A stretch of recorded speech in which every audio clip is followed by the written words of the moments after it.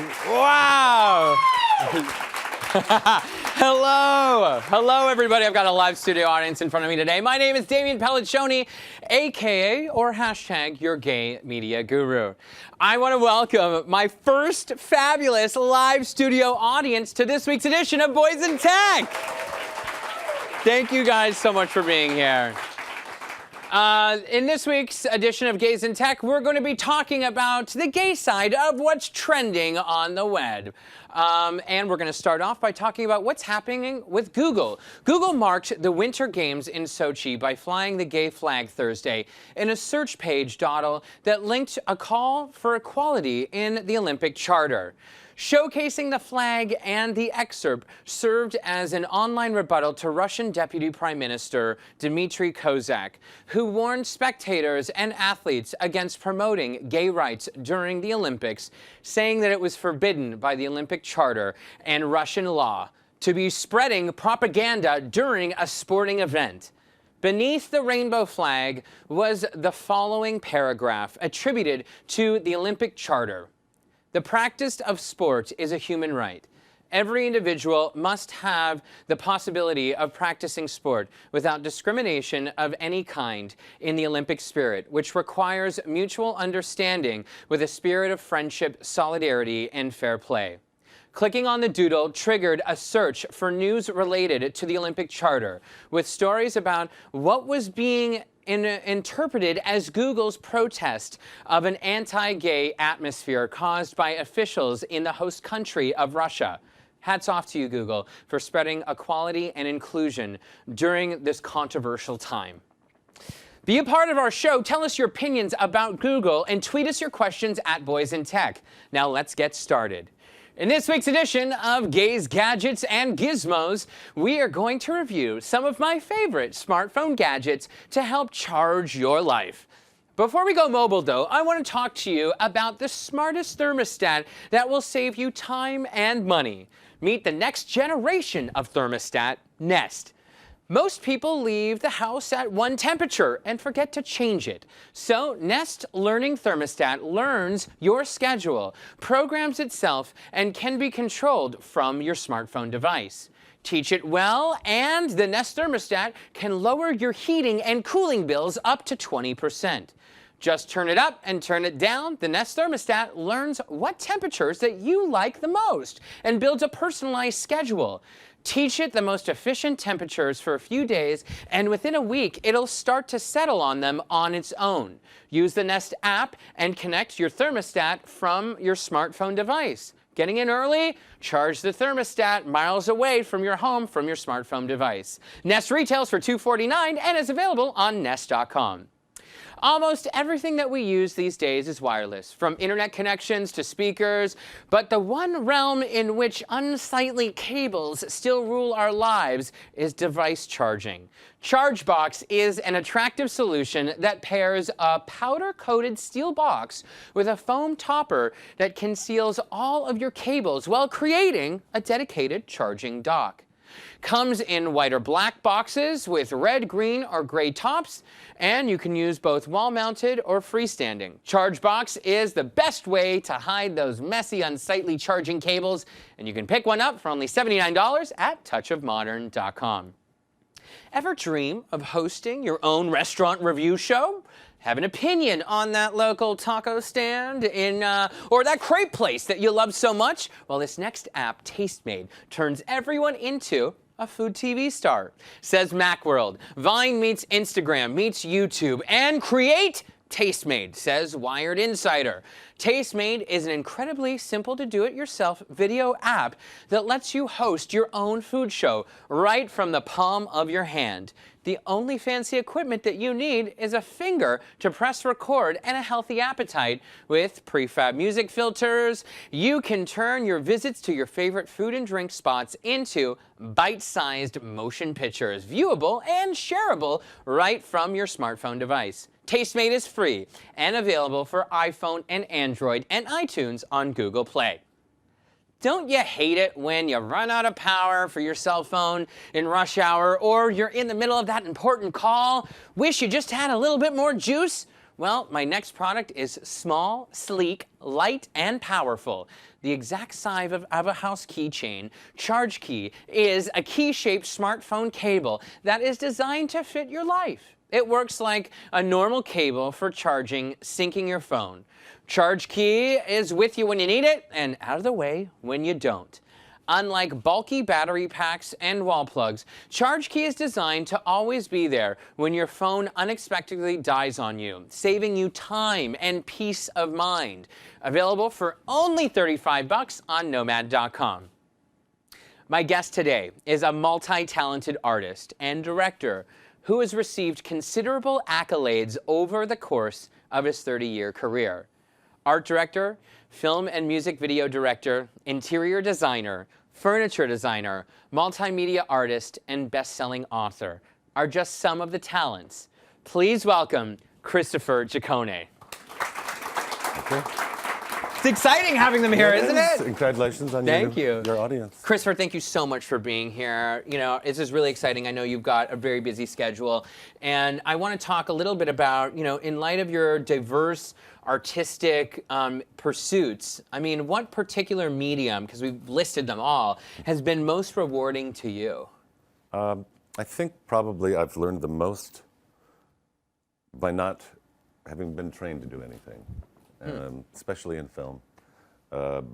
I got my first music video in 1985. I never went to school for it. Wow. I had an idea. The job sort of fell in my lap. And so when I walked onto the set, I mean, I was turning inside. But the thing that saved me is that I had a really good idea. I knew what that idea was. I knew what the vision was. So nobody knew how frightened I was. But I got done what I wanted to get done, and we ended up with a really good video, which actually ended up winning an award. And you know, congratulations. But that's the kind of thing that fulfills me. I like to do things that I'm afraid of. For example, the documentary we're going to talk about later. Yeah. Things that I haven't done before.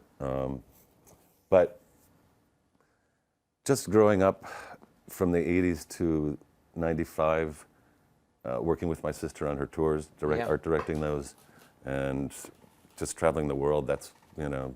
A lot's changed. You've seen a lot has great deal changed, of but change. you can't, it's something that a regular person doesn't get a chance to do. And I'm really happy that I had the opportunity to do that. And, you know, let's talk about change for a second. Yeah. Over the course, you know, of 30 years, technology's obviously influenced a lot of your artwork. Today, in 2013, 2014, how has your approach changed? Like, how has this really affected, you know, social media or has it even at all? Well, from a technical standpoint, as far as filmmaking is concerned, I went from film to digital. Yeah. I was part of that transition. I still prefer film.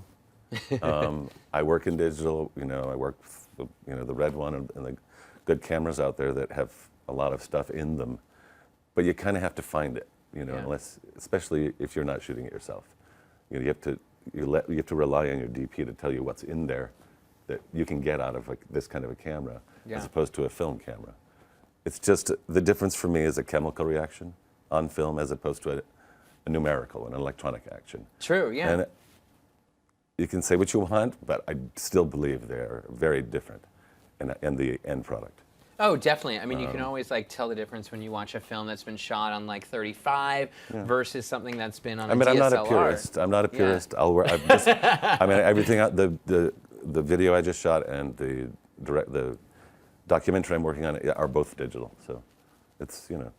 Very cool. But we're discovering stuff in it. As far as how it's altered the way that I work, it really, the only, oddly enough, the only way it's really affected me is that because I post things now, paintings, music videos on Facebook and wherever, the biggest issue for me is was getting past feeling successful. So if I posted a video and only 50 people said they liked it, I was like, I thought to myself, oh shit, this must be bad.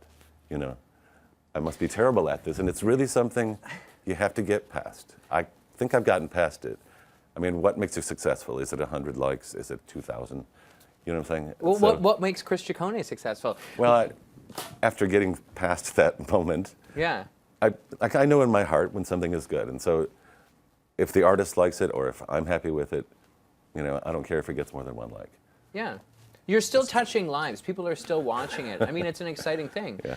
And it's just different because now you have that connection to the audience, which you didn't have before. Yeah, you do, and it's immediate. And I've also started the process of, when I paint, of posting images of the painting as it's being painted. Wow. So you can see it alter itself, and which is something I've Like never... the progression. Yeah, I've never done that before. What are It's some of the interesting. comments that you get from that? Or like, how do your friends or family like... Most people you know- most people don't comment on it. It's very few people comment. They like it or they don't like it, but what they don't realize is that it's about to change in a day or two. That image is going to change. And like, do the comments ever influence like how you change it? Do you read them before? Do you read them afterwards? Yeah, I read them. I like the ones that like it. Yeah. I hate the ones that hate it. Of course. Nobody, look, I've never had anyone say they hate something. No, your work is But I don't know. absolutely beautiful. And, you know, and also kudos to you for being, you know, you came out very early on at the beginning of your career. And, you know, back in the 80s and 90s, it was Actually, still... I didn't really come out. You didn't really come out. I mean, I was living in New York. Obviously, my boyfriend knew I was gay. And my friends knew what I was, but it wasn't general knowledge. It wasn't My public eye. sister did an interview for Advocate magazine and outed me. Oh, really? Without telling me. So I was kind of What year kicked out was- of the closet. What year was that? When did that happen? Was it like 86, 87? 86. What was that like? What did you feel? Like, what was I that was feeling? very angry. Very angry. Well, because my family didn't know. My grandmother didn't need to know. There are people who don't need to know these things. Of course, of course. And again, and then that time period, it was, you know, Yeah. very different. There was the onset of like AIDS and everything else that was happening. So it must have been very difficult for you. But It was annoying getting calls from National Enquirer. That was annoying. wow. But, you know, it is what it is. But how is that, you know, how has that influenced your career in terms of your artwork? I mean, art is therapy, you know, and you can see in your artwork that you have lived such a beautiful life, a very fulfilled life. And how, but like taking it how, out. you know, obviously being out and open after being outed publicly in The Advocate, how did your artwork change? How did this affect your approach, like in terms of your actual art? I don't think my sexuality so much Influenced it. influences my artwork. I paint the male form, so I guess that probably is a result of it. Yeah. I'd much rather see a man naked than a woman, although I love the I female would body. too. Although I love the female body and have painted it. I have painted it, and I have great respect for it. But really only in that aspect. Yeah. As far as design and filmmaking, it's no impact on me whatsoever, really. You know, I get a hard on walking around a set telling people what to do. That's what makes me happy. you know? Hashtag Chris Ciccone getting a hard on. No, I'm kidding. No, I love being on a set. I love directing. It's part of my DNA. I think it just suits me. It's who you are. It's I'm your not, passion. I'm not that, I don't yell at people. It's not my thing. That's not the way I direct, but I'm a tyrant in a very subtle way. So, what's your sign? Scorpio. A Sag. Scorpio. There we go. No, I'm kidding. I'm just joking. I'm a Pisces, so we have great sex. As a music video We director. have not had great sex. by the Okay, way. no, we haven't. We haven't had bad sex either. so. As a music video director, you've worked with big names, you know, such as like Tony Bennett, Dolly Parton, Ari Gold, and of course Madonna. But recently, you have focused your energy to new up-and-coming artists like Ariana and the Rose. You just recently directed her new music video, which you know is absolutely stunning cinematically. How has your approach differed between working with these big artists and working with these new young artists? Well, the biggest difference is that the older, more famous artists are set in their ways. They have an image that they want to promote, and they don't really want to divert from that. Right. So you're kind of caught in this. This is my brand. It's more difficult to be creative and Yeah. to sort of stretch your mind and get things to get beyond what you've done already. Right. With somebody new like Ariana, you know, she was very open to the first thing that popped into my head, literally. You know, they sent me this track and called me 5 minutes later and were like, "What do you want? What do you want to do?" I'm like, "You got to give me a minute. Just Let me but take she it sort all of- in. But she forced me to sort of tell her what just popped into my head, which was this bed scene, which she just clicked with, and that's where it stuck. You know, so it was really about having a good idea. There's this other artist. His name is Tristan Woodruff. He's a young kid out of Oregon who I've been working with over the last year, And it's really satisfying to me to help build that person and sort of creative direct him into something that I think could be huge for him. And we just finished recording his first single, which is a cover of just the two of us. Oh, wow. And hopefully that'll be out soon. And, you know, he's learning. He's going through the process. Yep. His voice is getting stronger. I mean, he wants it, and there's a voice there. You can see some of his clips on YouTube and on my Facebook It's page, interesting but- that you say, like, creative direct them. You know, I Because love that. I'm not really a manager. I mean, No, I do no, manage. that's not what you do, You yeah. have to sort of manage in a way, but I'm not a babysitter. You know, I But don't you're have to creating do like that. an image, a persona, a voice, a life, you know? And it's what I, was involved with my sister Madonna. So it's not a foreign thing for me, and it's Yeah. great to watch that person evolve. You know. Would you say that that's where you learned kind of how to do that, is when you Yeah. were working with your sister? Well, you learn what to look for, Yeah. and you also learn what it takes to get there. Yeah. And if our new artist isn't willing to do the work, then it's over. You Right. know, I know pretty much a couple months into it if they really If they've want got this. it and they really want it. Yeah. Wow. Now let's talk about more directing. You're recently in Mexico City shooting this very high-profile, top-secret documentary. I could only find the name of it online Yeah. on your Facebook page, Mexico Rising. Yeah. Can you talk about the film? Tell us about the I movie. can talk about it in general sense. Okay. Again, this is one of those things that kind of I've written scripts. I'd like to make a film like everybody else. I've done a few shorts, blah blah blah.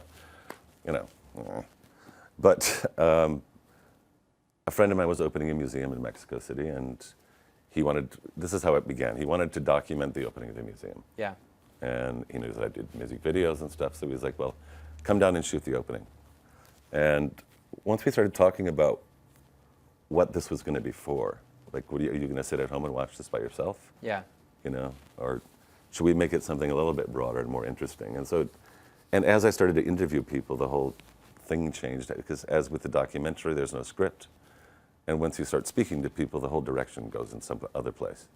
So Yeah, you can't follow a path. well, I you mean, can force yourself down one, Yeah. but you have to take the side roads on you have it. to be willing to kind of Yeah. turn around. So turn it's the been camera. interesting. It's a little unsettling for me not to have an exact idea of what it's going to be. Right. I'm not used to that. Yeah. And it's a little frightening. But it's been a good thing, and so I would never say no to something like that, nor should anybody who's. What was it like shooting in like Mexico, internationally, and like I'm going to be diplomatic about this. Yes, yeah. Let's just say there's an American time and there's a Mexican time. Gotcha. And one is a little bit slower than the other. However, the people I've been working with are really great, and they are really, really passionate about the project. And that's key. That's the and most it's important thing. just Yeah. contemporary art in that world has so exploded right now. Wow. And Mexico City has become a real cultural center. I know prior to this, when I thought of Mexico, it was tequila, drugs, and beaches. But there's a whole lot more there. Yeah. So it's been really interesting, difficult, but interesting, really cool. Well, since we have this wonderful studio audience, we're going to ask them a question. We've got our first question here. Yes, sir. Hi, how are you doing? I'm good. How are you? Wanted to ask you a question because I noticed you said that you did not go to film school. Do you think by not going to film school it gave you an edge on this, or if it didn't, if so, yes, why? If not, why? The answer is no, but it did not give me an edge. I recommend going to film school. However, it also didn't restrict the way that I thought about things visually. Since I didn't know what the camera could do, I assumed it could do as much as possible. You know what I'm saying? What was the rest of that question?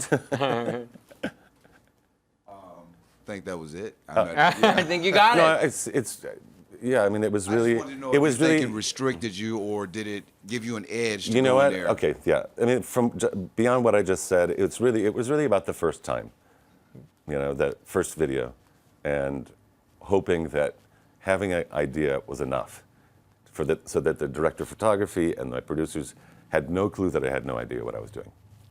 And when I made a mistake, nobody knew it but me. You know, all of a sudden, oh, that's exactly what I was wanting. So, but it's really, whether you've gone to school or not, it's about having that final vision in your head of what it is you want to see at the end. You know what I mean? That's what we say. That will save you from anything else. You know. Great what I mean? advice. It's really the concept and keeping yourself on that idea. Great advice. Okay, we have another. But go to school. But go to school. Believe Christopher me, endorses it's easier. school. I've Yeah. made plenty of mistakes I would never have made had I gone to school. You know? But again, like you said, you had schooling all throughout your career. At a In young different age. things, but film was You had sort of practical just experience. Yeah, but film is still, Very you know, specific. and coming out here was not something. Film was something I wasn't interested in. I was Right. just Yeah. so it just kind of happened, happily. Happily. Yeah. And we have another lovely lady here who's going to ask us a question for Christopher. Yes, hi, Chris. My question is, you just gave some good advice there. Who's given you the best advice throughout your career, and what was it? Ooh, good question. You know, there are a couple of people, and they were my producers. Whether it was video or short films or these documentaries, the producer for me is the person I go to keep me focused. And having that kind of relationship is the best thing you can have. That will save you on the set. That your producer will save you if you have a great relationship and you understand each other. So if you're looking for advice when you're working, go to your producer. Forget about the artist. Artist is not going to help you. You know, You know, they expect you to help them. You know what I'm saying? What's really exciting too is, I should say, a lot of our students are film school students here in the audience, so they're very excited to hear about your approach and your angle. I want to thank you so much for being here, but before we leave you, tell us where we can find you on the web, Twitter, Facebook. I'm still a bit Stone Age. You can find me at Twitter at Ciccone Official. Ciccone Official. My website is ChristopherGCiccone.com. I post everything up there, and on Facebook. Great. Well, big round of applause for Christopher Ciccone. Thank you. Thank you so much for being here. My pleasure. And best of luck with Mexico Rising. I can't wait. Hopefully you'll come back on the show.